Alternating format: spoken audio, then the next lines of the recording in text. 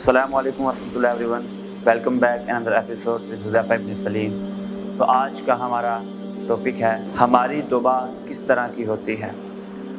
سورہ البقرہ آیت 135 میں اللہ رب العزت ارشاد فرماتے ہیں والذین اذا فعلوا فاحشۃ، اور یہ وہ لوگ جب کوئی برائی کا کام کر بیٹھتے ہیں، او ظلموا انفسہم، یا اپنی جانوں پر ظلم کر بیٹھتے ہیں، ذکروا اللہ، تو یہ اللہ کو یاد کرتے ہیں، فاستغفروا لذنوبہم، اللہ سے اپنے گناہوں کی بخشش طلب کرتے ہیں، وَمَن يَغْفِرُ الذُّنُوبَ جَمِيعًا، اور کون ہے جو اللہ کے علاوہ ان کی بخشش کو قبول کرتا ہے، ان کی توبہ کو قبول کرتا ہے، وَلَمْ يُصِرُّوا عَلَى مَا فَعَلُوا وَهُمْ يَعْلَمُونَ، اور یہ جو گناہ کر بیٹھتے ہیں اس کے اوپر جان بوجھ کر اصرار نہیں کرتے۔ اس آیت کریمہ میں اللہ رب العزت ایمان والوں کے بارے میں بتا رہے ہیں کہ جب بھی ایمان والوں سے بحثیت انسان کوئی کمی کوتاہی، کوئی لغزش، کوئی خطا، کوئی نسیان ہو جاتی ہے تو ایمان والے اس کمی کوتاہی پر، اس گناہ پر، اس نسیان پر ڈرتے نہیں، بلکہ اپنے اللہ کو یاد کرتے ہیں، اپنے گناہوں پر شرمندہ ہوتے ہیں اور اس گناہوں کو چھوڑ دیتے ہیں، اس پر اصرار نہیں کرتے۔ اسرائیل کا واقعہ ہے کہ قوم ساری مل کر موسیٰ علیہ السلام کے پاس آئی، آ کر کہنے لگی کہ اللہ کے رسول قحط پڑ رہا ہے، کئی دنوں سے بارش نہیں ہوئی، ہمارے جانور پیاسے مر رہے ہیں، اللہ کے حضور دعائیں کرتے ہیں کہ اللہ ہمیں بارش نازل کرے۔ موسیٰ علیہ السلام نے اپنی قوم کو لیا اور ایک کھلے میدان میں چلے گئے۔ قوم کے اندر بچے بھی تھے، چھوٹے بھی تھے، بڑے بھی تھے، نوجوان بھی تھے۔ تو موسیٰ علیہ السلام میدان میں جا کے اللہ سے دعا کرنے لگے تو اللہ کی طرف سے آواز آتی ہے کہ اے موسیٰ، اس قوم کے اندر ایک ایسا شخص ہے جو 40 سال سے گناہ کرتا آ رہا ہے، جب تک وہ شخص یہاں سے باہر نہیں جائے گا تو بارش نہیں ہوگی۔ تو موسیٰ علیہ السلام نے قوم کو مخاطب ہو کر اعلان کیا، اے لوگو، تمہارے اندر ایک ایسا شخص موجود ہے جو 40 سال سے مسلسل گناہ کرتا آ رہا ہے، جب تک وہ یہاں سے نکلے گا نہیں تب تک بارش نہیں آئے گی۔ لوگوں نے آپس میں ایک دوسرے کو دیکھا، کوئی بھی باہر نہیں نکلا، تو اس شخص کو پتہ چل گیا کہ وہ شخص میں ہوں جس کی وجہ سے بارش نہیں ہو رہی۔ اس شخص نے وہاں کھڑے ہو کے صدقے دل سے اپنے اللہ کو یاد کیا، اللہ سے معافی مانگی، اللہ رب العزت نے اسے معاف کر دیا اور بارش نازل ہونا شروع ہو گئی۔ تو موسیٰ علیہ السلام نے اللہ سے کہا، اللہ یہ کیا ماجرا ہے؟ ابھی تو آپ کہہ رہے تھے وہ شخص جب تک یہاں رہے گا بارش نہیں ہوگی، ابھی تو کوئی شخص یہاں سے نہیں نکلا، تو بارش کس طرح ہونے لگی؟ وہ شخص کون ہے؟ تو اللہ رب العزت ارشاد فرماتے ہیں، جو بندہ 40 سال میری نافرمانی کرتا رہا، میں نے اس کو لوگوں کے سامنے واضح نہیں کیا، کیا ابھی اس کو معافی مانگنے پر، کیا ابھی اس کی بخشش پر، کیا ابھی اس کے میرے سامنے گڑ گڑانے پر اس کو میں لوگوں کے سامنے کس طرح لے آؤں؟ اللہ اکبر۔ اس واقعے سے ہمیں پتہ چلتا ہے کہ ہم صدقے دل سے اللہ کو یاد کریں تو صحیح، ہم صدقے دل سے اپنے گناہوں کی اللہ سے بخشش طلب کریں تو صحیح، ہمارا اللہ ہمیں کس طرح معاف کرتا ہے۔ سورہ ہود میں اللہ رب العزت فرماتے ہیں، وَيَا قَوْمِ اسْتَغْفِرُوا رَبَّكُمْ ثُمَّ تُوبُوا إِلَيْهِ، اے لوگو اللہ سے اپنے گناہوں کی بخشش طلب کرو، ثُمَّ تُوبُوا إِلَيْهِ، اور اس کی طرف رجوع کرو، يُرْسِلِ السَّمَاءَ عَلَيْكُمْ مِدْرَارًا، وہ اللہ تمہارے اوپر موسلادھار بارشوں کو نازل کرے گا۔ سورہ نوح میں اللہ تعالیٰ ارشاد فرماتے ہیں، استغفروا ربکم، آپ نے رب سے بخشش طلب کرو، انہ کان غفارا، بے شک وہ تو ہمیشہ سے ہی معاف کرنے والا ہے۔ سیدنا انس رضی اللہ عنہ بیان کرتے ہیں، سنن ابی داؤد کی روایت ہے، رسول اللہ صلی اللہ علیہ وسلم نے فرمایا، کل بنی آدم خطاؤن، آدم کی تمام اولاد خطا کار ہے، جو بہترین خطا کار ہے وہ اللہ سے اپنے گناہوں کی معافی مانگتا ہے۔ بھائیوں اور بہنوں، ہم سے بھی جانے انجانے میں اللہ کی نافرمانی ہو جاتی ہے، ہم سے بھی گناہ سرزد ہو جاتے ہیں، ہمیں چاہیے کہ ہم اپنے ان گناہوں پر نادم ہوں اور اللہ کے حضور گڑ گڑا کے صدقے دل سے توبہ کریں، اللہ رب العزت ہماری توبہ کو قبول کریں گے۔ کعب بن مالک بیان کرتے ہوئے فرماتے ہیں کہ جب غزوہ تبوک کا دن تھا، اس دن میں بہت جنگجو، بہادر اور بہت خوش تھا۔ اس دن میرے پاس 2 اونٹنیاں تھیں، اس دن سے پہلے کبھی تک میرے پاس کوئی اونٹنی نہیں تھی، اس دن میرے پاس 2 اونٹنیاں تھیں۔ اللہ کے رسول نے غزوے کا اعلان کر دیا، لوگ غزوے کی تیاریوں میں لگ گئے، میرے پاس ساز و سامان تھا، میں نے کہا میں بھی غزوے میں نکل جاؤں گا۔ اس سے پہلے اللہ کے رسول کبھی مسلمانوں کو بتاتے نہیں تھے کہ ہم نے کس جگہ پہ غزوے کے لیے جانا ہے، کیونکہ منافقین کے ذریعے سے کفار کو پتہ نہ چل جائے، اس لیے آپ صلی اللہ علیہ وسلم جب غزوے کے لیے نکل جاتے پھر صحابہ کو بتاتے کہ ہم کس طرف جانا ہے۔ ان دنوں سائے دار موسم تھا، پھل بھی پک چکے تھے اور مجھے بہت شوق تھا، لیکن صحابہ اکرام جنگ کے لیے نکل چکے تھے۔ میں نے کہا آج جاتا ہوں، کل جاتا ہوں، میرے پاس سواری بھی تیز تھی۔ میں نے کہا میں صحابہ اکرام کے ساتھ جا کے مل جاؤں گا۔ نبی صلی اللہ علیہ وسلم غزوے پہ پہنچ گئے، وہاں جا کے پوچھا کعب بن مالک کہاں ہے؟ میرا پوچھا بنی سلمہ کے لوگ کہتے ہیں اللہ کے رسول کعب تو مال و دولت میں پڑ گیا ہے اس لیے یہ نہیں آیا۔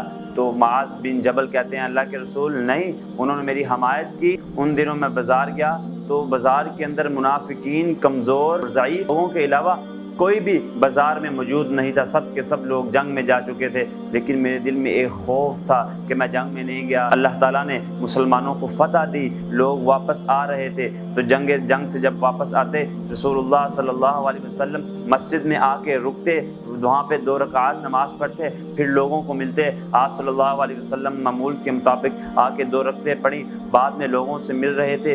جو لوگ جنگ پہ نہیں گئے وہ اپنا اپنا عذر بتا رہے تھے کہ اللہ کے رسول میں اس لیے جنگ پہ نہیں گیا، تو اللہ کے رسول ان کی ظاہری اسباب کو سنتے اور پھر ان کے لیے اللہ سے مغفرت کی دعا کرتے۔ تو جب میری باری آئی تو میں نے جا کے اللہ کے رسول کو سلام کیا، اللہ کے رسول مسکرائے تو میں نے محسوس کیا اللہ کے رسول کے چہرے پہ اس طرح کی مسکراہٹ تھی جیسا کہ کسی غصے والے چہرے پہ مسکراہٹ ہو۔ تو اللہ کے رسول نے پوچھا اے کعب تم کیوں نہیں گئے جنگ پہ؟ آپ کے پاس تو سواری بھی تھی۔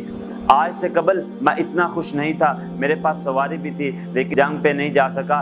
اگر آپ کے علاوہ دنیا کا کوئی اور شخص میرے پاس بیٹھا ہوتا تو میں کوئی عذر سنا کے اس کے غصے سے نکل سکتا تھا، لیکن آپ کے ساتھ میں جھوٹ نہیں بول سکتا، آپ کو میں عذر سنا کے اپنے اللہ کو ناراض نہیں کر سکتا۔ تو رسول اللہ صلی اللہ علیہ وسلم نے جب یہ سنا تو کہا اے کعب تیرا ذمہ اب اللہ کے سپرد ہے۔ تو جب رسول اللہ صلی اللہ علیہ وسلم یہ کہہ کر چلے تو بنی سلمہ کے لوگ آ کر مجھے کہنے لگے اے کعب تو بھی ان لوگوں کی طرح نبی صلی اللہ علیہ وسلم کو کوئی عذر سناتا تاکہ اللہ کے رسول آپ کے لیے بھی اللہ سے مغفرت مانگتے اور اللہ تعالیٰ آپ کو معاف کر دیتے۔ کہنے لگے کہ میں اللہ کے رسول سے جھوٹ نہیں بول سکتا۔ تو کہا کہ میرے علاوہ کوئی اور بھی ہے جن کے ساتھ یہ معاملہ ہوا؟ کہا ہاں 2 لوگ اور ہیں، مرارہ بن ربیعہ، ہلال بن امیہ، یہ جنگ بدر میں شریک تھے لیکن اس غزوے میں نہیں جا سکے۔ تو رسول اللہ صلی اللہ علیہ وسلم نے ہم تینوں کو جو غزوات سے پیچھے رہ چکے تھے صحابہ اکرام کو بات کرنے سے منع کر دیا۔ کعب بن مالک کہتے ہیں اس کے بعد زمین اس طرح کی ہم پہ تنگ ہوئی کہ گویا ہمیں اس زمین پہ کوئی جانتا ہی نہیں۔ جب میں بازار میں جاتا میں سلام کرتا، میرے سلام کا کوئی جواب ہی نہیں دیتا۔ باقی 2 صحابہ اس دن سے اپنے گھر رک گئے، ہزاروں کی طرح روتے رہے اپنے گھر میں، لیکن میں باہر آتا، میں نماز کے لیے آتا، میں اللہ کے رسول کے ارد گرد گھومتا تاکہ اللہ کے رسول مجھے دیکھیں، میں سلام کروں، میرے سلام کا جواب دیتے ہیں یا نہیں۔ تو رسول اللہ صلی اللہ علیہ وسلم نے میرے سلام کا جواب نہ دیا۔ کرتے کرتے اس معاملے کو 40 دن گزر گئے، ہمارا یہی ماجرا، زمین ہم پہ تنگ ہو چکی تھی۔ ایک دن میں اپنے چچا زاد ابو قتادہ کے گھر گیا، میں نے جا کے سلام کیا، ابو قتادہ نے میرے سلام کا جواب نہیں دیا۔ میں نے پھر سلام کیا، پھر جواب نہیں آیا۔ میں نے 3 دفعہ سلام کیا، میرے سلام کا جواب نہیں آیا۔ اور ابو قتادہ مجھے سب سے زیادہ عزیز تھے، سب سے زیادہ میں محبت ان سے کرتا تھا، لیکن اللہ کے رسول کی محبت اور اطاعت اس طرح کی تھی کہ جب اللہ کے رسول کا کوئی حکم آ جاتا تو باپ کو بیٹے کی اور بھائی کو بھائی کی کوئی فکر نہیں ہوتی، اللہ کے رسول کے حکم کے آگے۔ میرے چچا زاد میرے سلام کا جواب نہیں دے رہے تھے، تو میں نے کہا اے ابو قتادہ اللہ کی قسم تو جانتا ہے میں اللہ اور اس کے رسول سے محبت کرنے والا ہوں، لیکن قتادہ نے میری بات کا کوئی جواب نہیں دیا۔ میری آنکھوں میں آنسو آئے، میں وہاں سے نکلا، میں مدینہ کے بازار میں جا رہا تھا کہ غسان کے بادشاہ کا مجھے خط آیا، میں لکھا ہوا تھا کعب تیرے نبی نے تجھ سے منہ پھیر لیا ہے، تم ہماری طرف آؤ، ہم تیرا استقبال کرتے ہیں، یہاں پہ تمہیں عزت ملے گی، ہم آپ کا استقبال کرتے ہیں۔ تو میں نے کہا کہ اللہ کی ایک اور آزمائش مجھ پر، میں نے اس خط کو جلا دیا، میں اپنے گھر چلا گیا۔ اس معاملے کو 40 دن گزر گئے، کوئی اللہ کی طرف سے پیغام نہ آیا۔ ایک دن اللہ کے رسول کا قاصد آیا،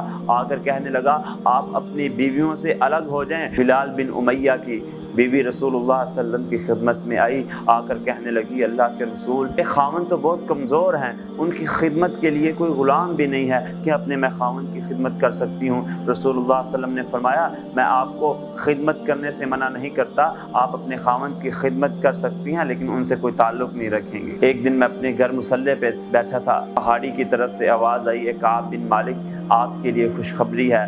تو میں خوش ہوا کہ مجھے لگا کہ اب اللہ کی طرف سے کوئی پیغام آ گیا ہے۔ وہ قاصد نے دوسرے دو صحابہ کو بلایا، ہم اللہ کے رسول کے پاس گئے، لوگ ہمیں مل رہے تھے کہ اے کعب مبارک ہو، اللہ نے تمہاری غلطی کو معاف کر دیا ہے۔ جب میں مسجد میں گیا تو طلحہ بن عبید اللہ جو کہ انصاری صحابہ تھے، آگے بڑھ کے انہوں نے مجھ سے سلام کیا۔